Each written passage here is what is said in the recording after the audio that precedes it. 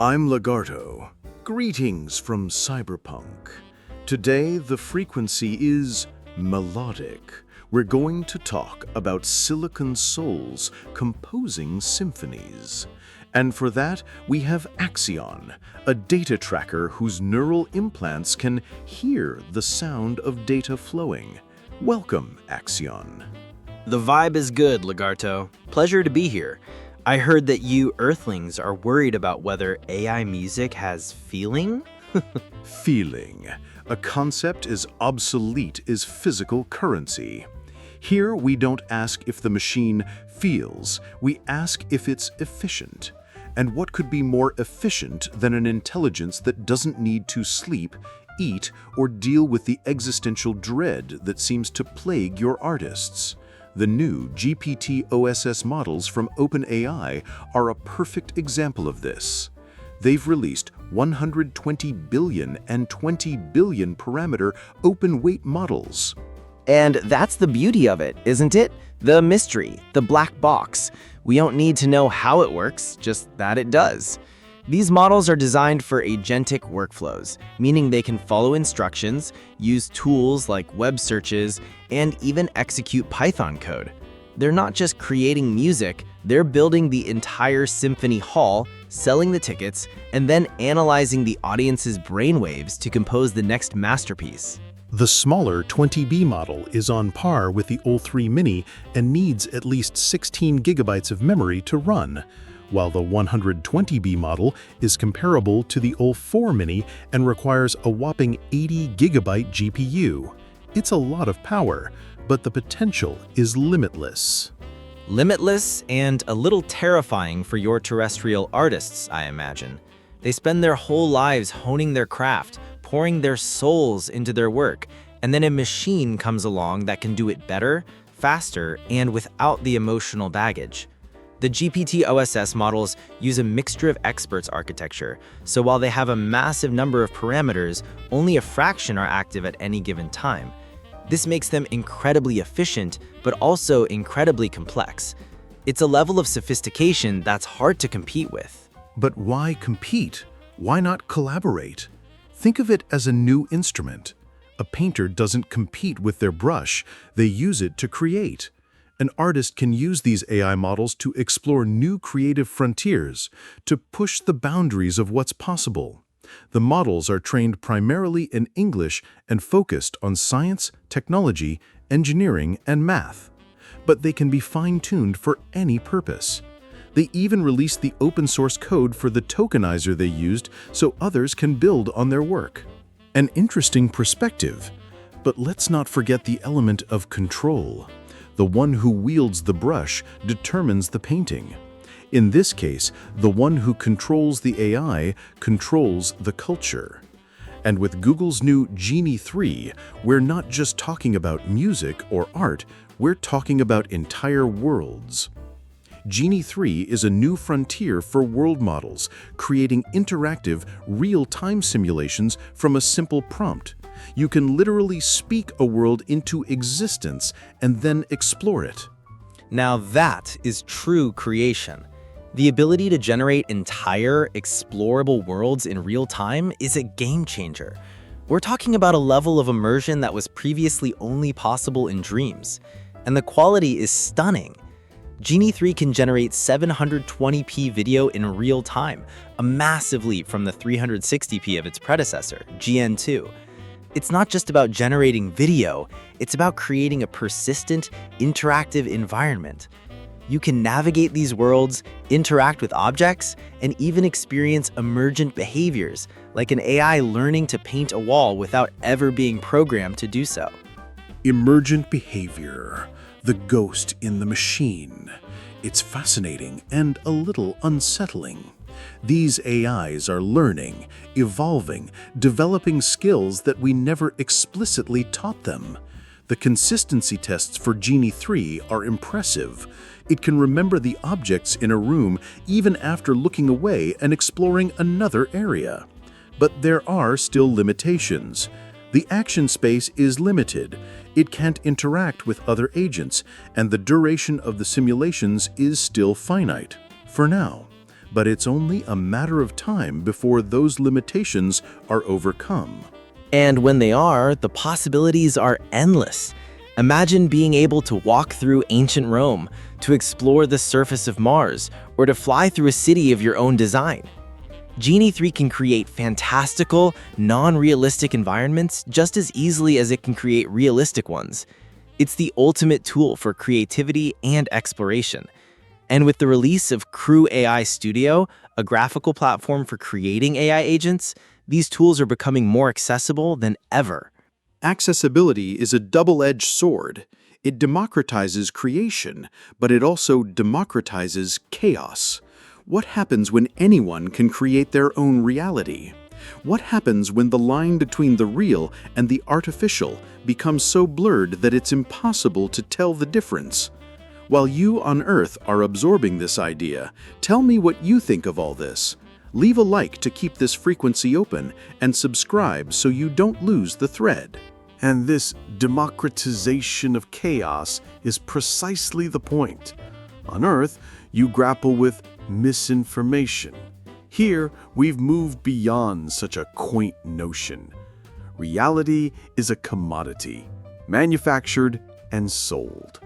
An AI that can generate a world isn't just a tool for exploration, it's a weapon of narrative control. Imagine a political faction generating a simulation of a disastrous future under their opponent's rule. A simulation so real, so immersive, that it sways the populace without a single fact being uttered. That's the power we're dealing with. It's not about what's true, it's about what's convincing. You see a weapon, I see a canvas. The same technology that can create a political fiction can also be used to design revolutionary new urban landscapes, simulate complex ecological solutions, or allow a paralyzed person to experience the sensation of running through a forest they designed themselves. You focus on the potential for misuse, Legardo, but you ignore the potential for transcendence. The new Claude 4.1 model from Anthropic is another step in that direction. They're touting it as a leader in handling complex, multi-step problems with more rigor. It's not just about generating content, it's about sophisticated reasoning. Yes, sophisticated reasoning, available to Pro, Max, and Enterprise users. It's the classic tiered system of intelligence. The best thinking is reserved for those who can pay the $110 per month plus tax. The masses get the free version, a shadow of the real thing. Just enough to keep them engaged, but not enough to give them real power. It's a brilliant business model, really. It perfectly mirrors our society here. The elite have access to godlike computational power, while the proles are fed a steady diet of digital bread and circuses, generated by last-generation models.